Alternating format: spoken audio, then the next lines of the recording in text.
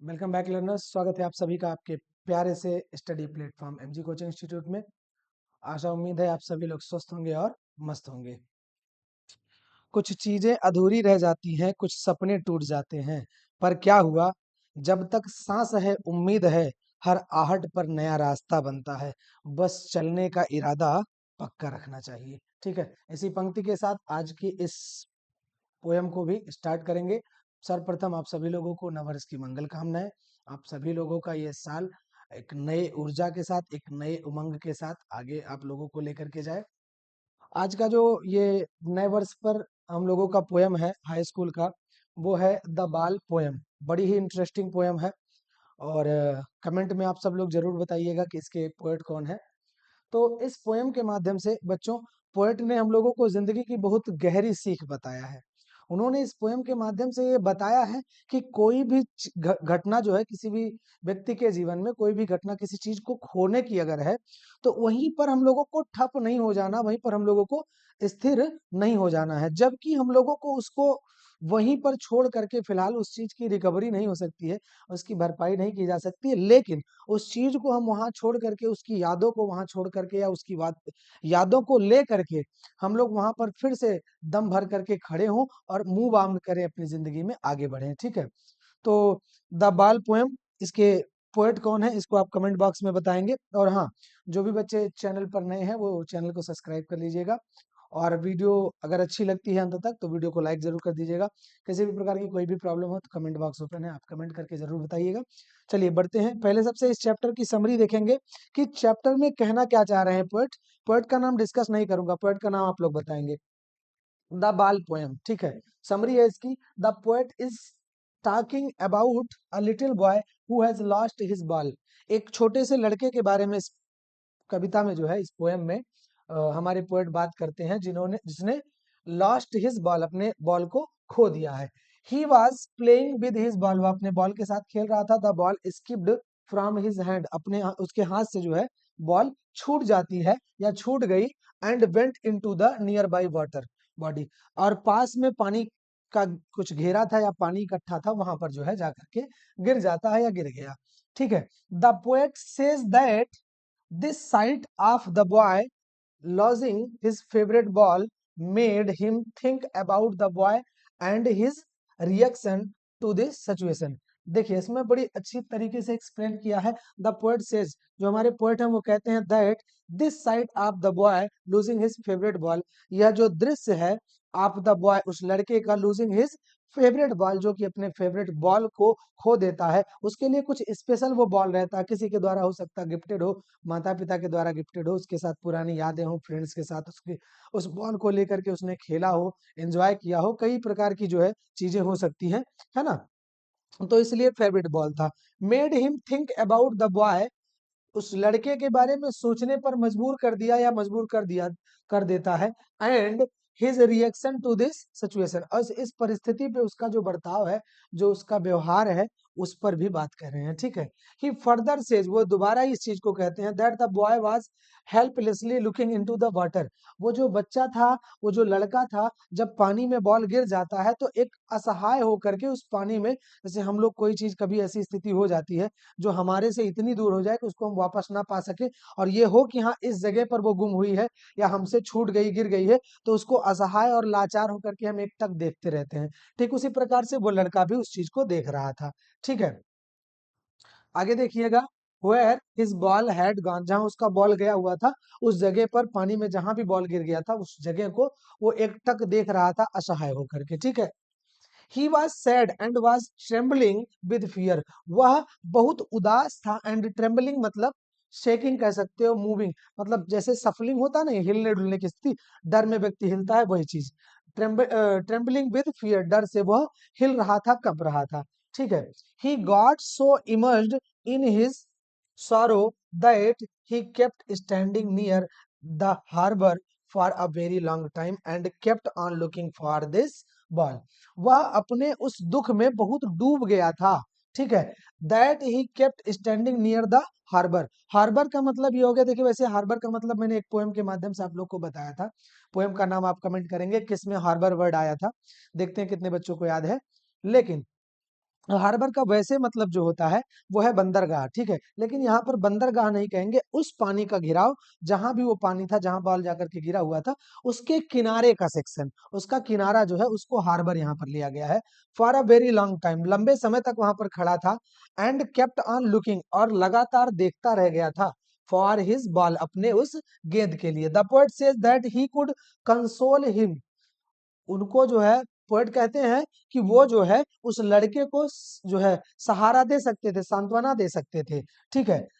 That he में get new ball, कि वह उनके लिए नए बॉल ला सकेंगे। और he could also him money give him some money to buy another ball, या फिर वो उसको कुछ पैसे दे सकते हैं, या कुछ पैसे दे देंगे उसको नई बॉल खरीदने के लिए। बट ही स्टॉप्स हिमसेल्फ, लेकिन वो अपने आप को रोक लेते हैं फ्रॉम डूइंग सो, इस प्रकार करने से। Because he thinks that the money में bring a new ball but will not bring the memories and feelings attached to the lost ball। उन्होंने इस पंक्ति के माध्यम से बताया है कि वह अगर उसको पैसे दे देते हैं तो पैसे के द्वारा एक नई गेंद तो आ सकती है, यह संभव है। क्या गेंद खत्म हो गई है, नई गेंद आ सकती है, लेकिन उस गेंद के जो है साथ जो जुड़ी हुई पुरानी यादें हैं, उसकी जो भावनाएं हैं, उसको दोबारा वापस नहीं लाया जा सकता है, वो दोबारा नहीं टच किया जा सकता है, ठीक है, जो उस बॉल से जुड़ी हुई है, खोई हुई बात से। ही फर्दर सेज, वह पुनः इस बात को कहते हैं, that the time has come for the boy to learn his responsibility, यह समय आ गया है उस लड़के के लिए कि वह जो है जिम्मेदारियों को सीखे। मतलब अगर वो बॉल खेल रहा था, उसकी एक रिस्पॉन्सिबिलिटी बनती है कि सही जगह पे बॉल खेले और सावधानी पूर्वक खेले, ऐसे जगह पर न खेले कि वो अब अगर उसके साथ कभी दोबारा ऐसी स्थिति होती है कि वो बॉल खेले, तो ऐसे स्थानों से वो दूरी बनाने की ही कोशिश करेगा कि अपने उस इंपॉर्टेंट बॉल को, इस प्रकार से कोई दूसरा इंपॉर्टेंट अगर बॉल बन रहा है तो उसको वह न खो पाए, ठीक है। उसी रिस्पॉन्सिबिलिटी की बात कर रहे हैं, और यहां से उन्होंने रिलेट भी किया, बताते हैं आपको हम। Here the poet wants to say that now the boy will learn the toughest lesson of life. यहाँ पर जो पोएट हैं वो यह चीज बताना चाहते हैं, यह चीज कहना चाहते हैं कि अब जो लड़का है वह एक toughest lesson of the life, मतलब जीवन की एक कठिन पाठ के बारे में यहाँ पर सीखेगा। एक कठिन पाठ के बारे में क्या सीखेगा कि किसी भी व्यक्ति के जीवन में कोई भी एक ऐसा पड़ाव जरूर आता है जब वह अपनी सबसे प्यारी चीज को खो देता है, लेकिन उस प्यारी सी चीज को खोने का मतलब ये नहीं है कि जीवन वहीं समाप्त हो जा रहा है। उस प्यारी किसी चीज को अगर आप खो दे रहे हो, उसके बाद भी आपके जीवन में और भी चीजें हैं। मान लीजिए प्यारी सी चीज है, कोई प्यारा सा व्यक्ति है, कोई प्यारा सा कैरेक्टर है, लेकिन उसके बाद भी और बचे हुए कैरेक्टर हैं, आपके फ्रेंड्स हैं, आपके और भी चीजें हैं, आपकी और जिम्मेदारियां हैं। तो आप किसी एक चीज को लेकर के बैठ नहीं सकते हो, हताश नहीं हो सकते हो, आपको मूव ऑन करना पड़ेगा, आपको आगे बढ़ना पड़ेगा। इन पंक्ति के माध्यम से वो बताना चाहते हैं। The lesson of accepting the harsh reality, harsh reality मतलब कठोर, सॉरी, यहाँ पर जो है हार्श रियलिटी का मतलब एक कठोर सत्य की बात हो रही है, ठीक है, एक कठोर सत्य की बात हो रही है। हार्श रियलिटी मतलब कठोर सच्चाई की, ठीक है, of life.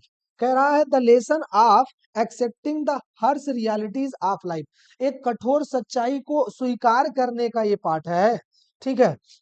that one day we will lose our loved one and our loved things, मतलब एक दिन ऐसा आएगा कि हमको अपने सबसे प्रिय व्यक्ति को या फिर अपने सबसे प्रिय चीज को खोना ही पड़ेगा या खो दिया जाएगा हमारे द्वारा, ठीक है। इस चैप्टर के माध्यम से यह बताना चाहिए हमारे प्यारे पोएट, ठीक है। चलिए बात करते हैं इसके पंक्ति के बारे में, जो स्टेंजा है उस स्टेंजा के बारे में बात करते हैं। द बाल पोएम, पंक्ति के माध्यम से आप लोगों को एक्सप्लेन करना चाहूंगा, ध्यान दीजिएगा।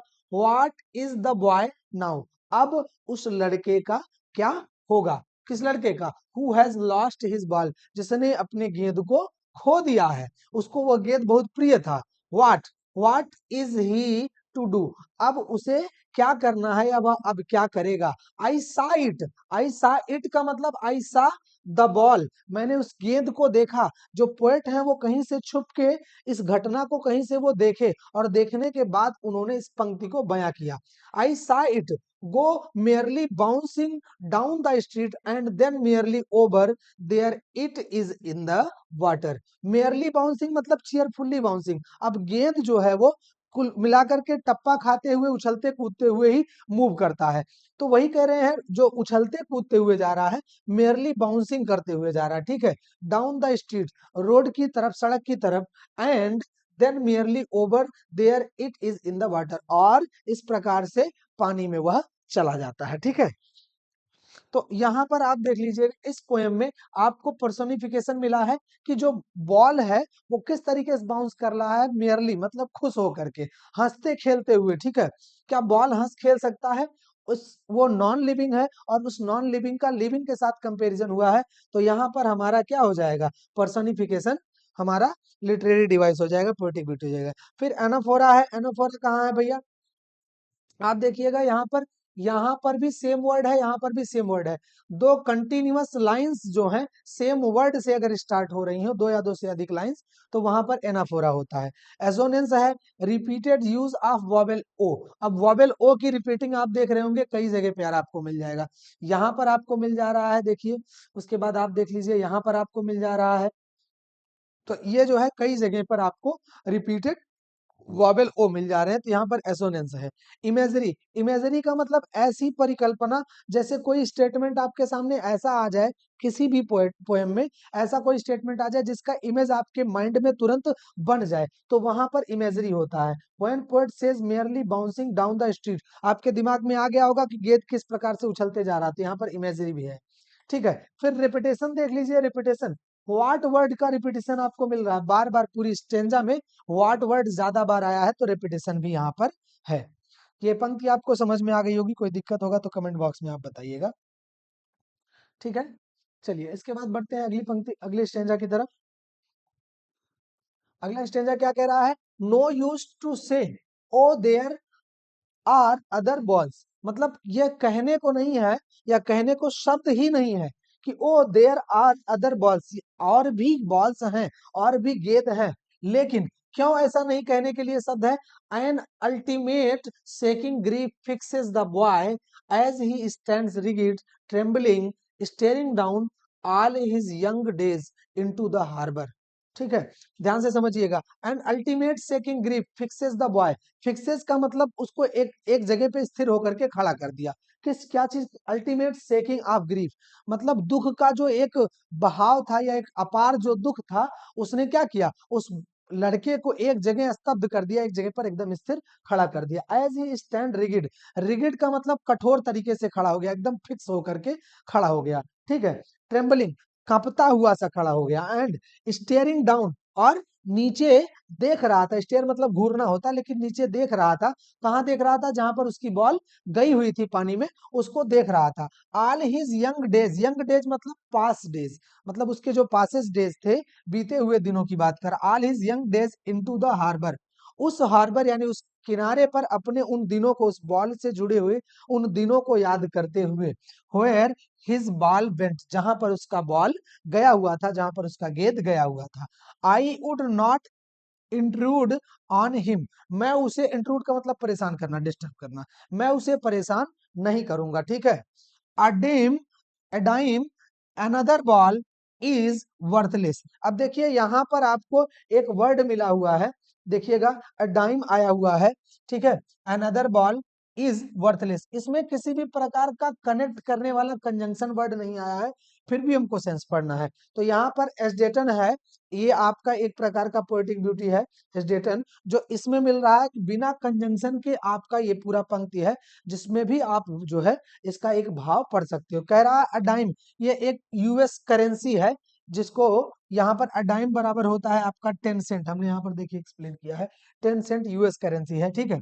अडाइम, कह रहा अनदर बॉल, एक दूसरे बॉल के लिए अडाइम पर्याप्त है, लेकिन इज वर्थलेस, लेकिन ये सब चीजें बेकार है उसके लिए, क्योंकि उसकी वो पुरानी बॉल तो उसको वापस मिलने सी रही, वो पुरानी बॉल तो उसको मिलने सी रही, ठीक है।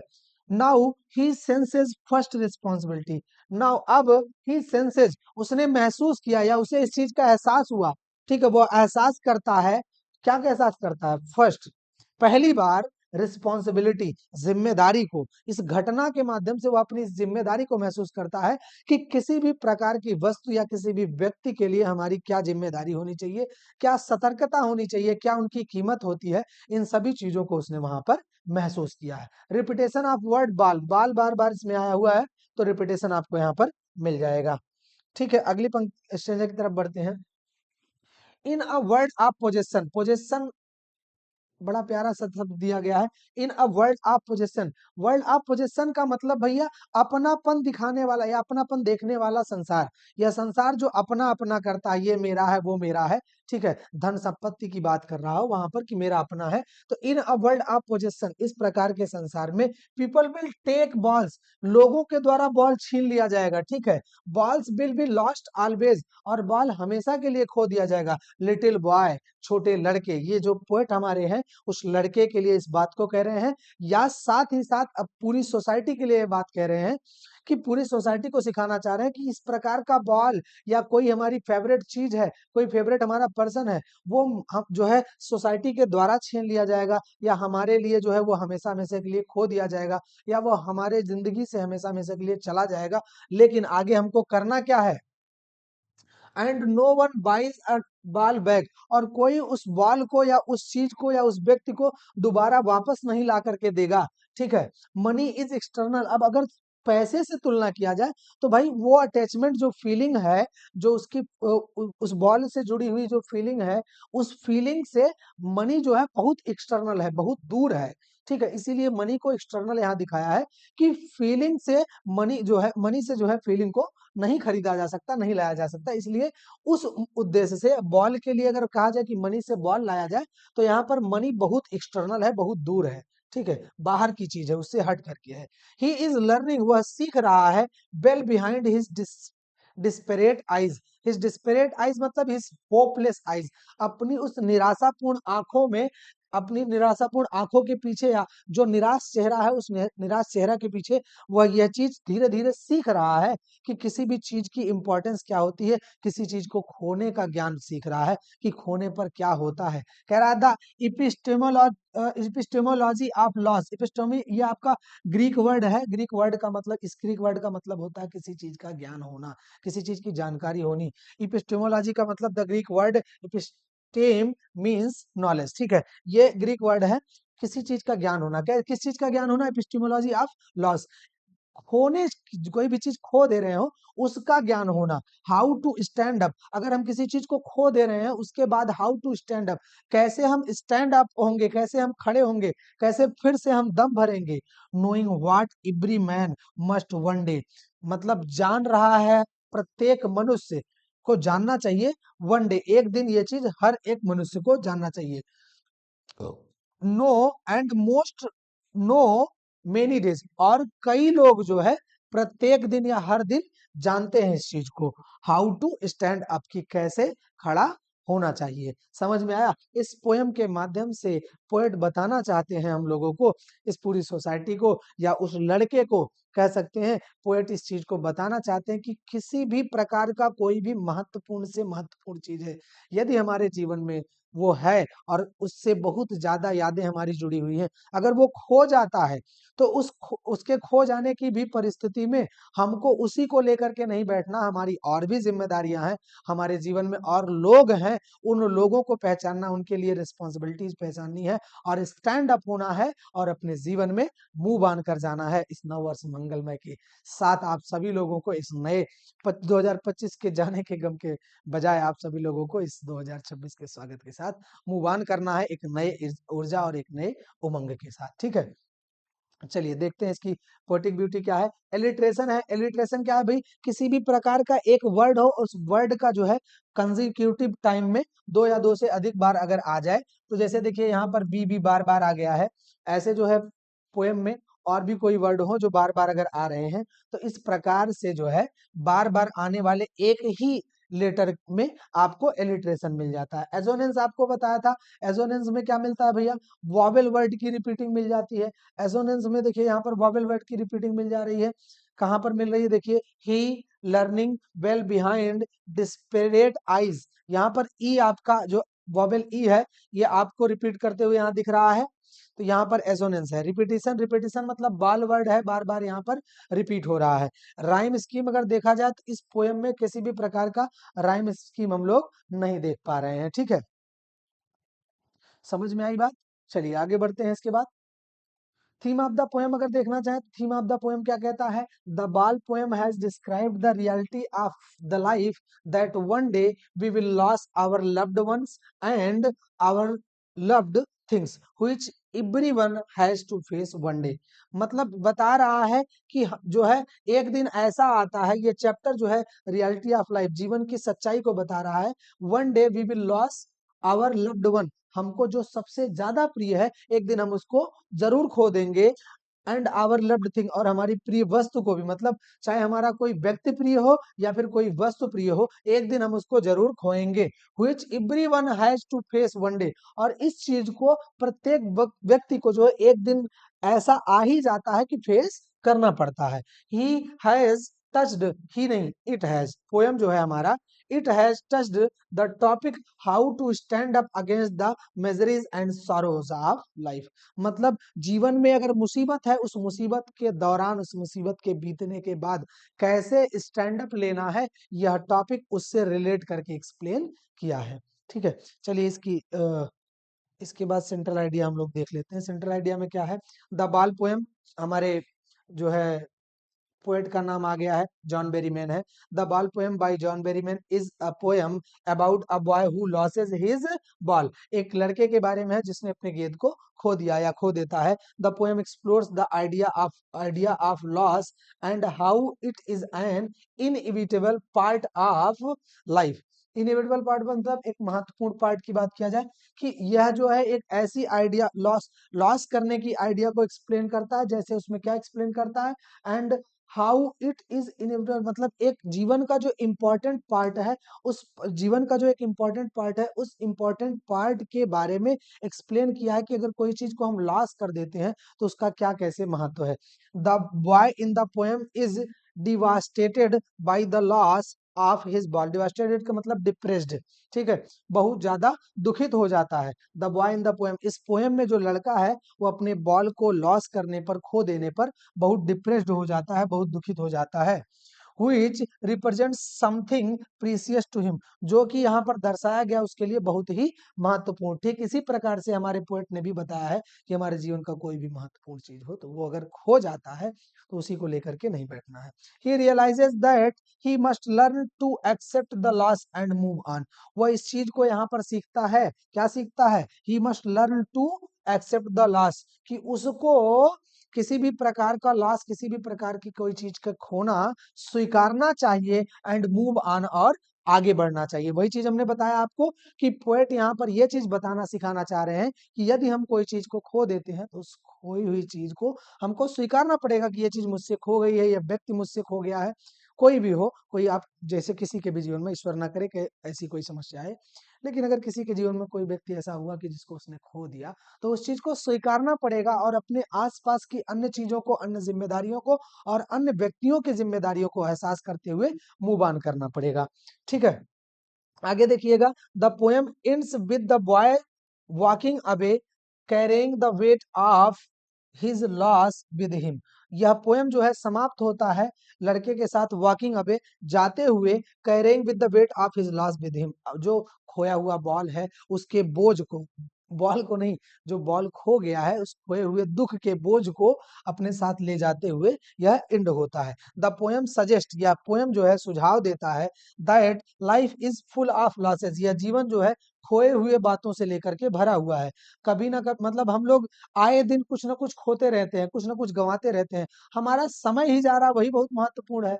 आज का जो समय बीत गया भाई, अब कल जो है 2025, कल 31 दिसंबर को 2025 बीत गया, वो एक महत्वपूर्ण समय था जो बीत गया। आज जो है 1 जनवरी लग गया है, तो ये एक नया साल 2026 का है, पहला दिन है, और आज की शाम होते होते यह बीत जाएगा, और फिर उसके बाद 2 जनवरी आ जाएगा, तो 1 जनवरी 2026 तो बीत ही गया ना, वो भी एक लॉस है।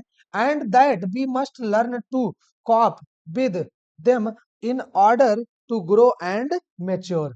We must learn to cope मतलब टू फेस विद देम। हमको यह सीखना चाहिए कि उनको कैसे हम फेस करें, in order to grow and mature, मतलब आगे बढ़ने के लिए और परिपक्व होने के लिए हमको इस चीज को स्वीकारना चाहिए, फेस करना चाहिए, तभी हम आगे बढ़ सकते हैं। उम्मीद है कि आप सभी लोगों को इन पंक्तियों के माध्यम से क्लास समझ में आ गया होगा। कुछ इंपॉर्टेंट क्वेश्चन है, बता दे रहे हैं, ध्यान दीजिएगा। सेंट्रल आइडिया इसका लगातार आज 4 वर्षों से पूछा जा रहा है, 2022, 23, 24, 25 में पूछा गया है। इंपॉर्टेंट है सेंट्रल आइडिया, इसको आप पढ़ करके जाइएगा, एग्जाम के दृष्टि से बहुत इंपॉर्टेंट है। Who is the poet of the poem the ball poem, comment करके बताइएगा, कुछ नहीं बताने वाला हूँ। What does the poet mean by in a world of possession, in a world of possession, इस अपनेपन वाले संसार में, ये हमारा है, ये मेरा है, इस प्रकार के संसार में ये जो बताया गया है इसका मतलब क्या है उसको बताइएगा। How does the boy feel at the loss of his ball, अपने उस बॉल के खोने पर वह जो लड़का है वह क्या फील करता है, वह बहुत दुखी होता है, दुखी, अपने आप को दुखी फील करता है, और साथ ही साथ बाद में इस चीज को रियलाइज करता है कि जो यह खोई हुई बॉल है इसको मुझे स्वीकारना होगा और मुंह बांध करके आगे बढ़ जाना होगा। ठीक है, उम्मीद है आप सभी लोगों को क्लास अच्छी लगी होगी। यदि क्लास अच्छी लगी है तो लाइक जरूर कीजिए, और अगर जो बच्चे, पुनः मैं बता रहा हूँ, जो बच्चे चैनल पे नए हैं वो चैनल को सब्सक्राइब कर दीजिए। किसी भी प्रकार का अगर डाउट है तो आप कमेंट जरूर कर सकते हैं। आज इसी लास्ट स्लाइड के साथ क्लास को समाप्त करते हैं। पुनः आप सभी लोगों को नववर्ष की मंगल कामनाएं। आप सभी लोग स्वस्थ रहिए, मस्त रहिए। जय हिंद।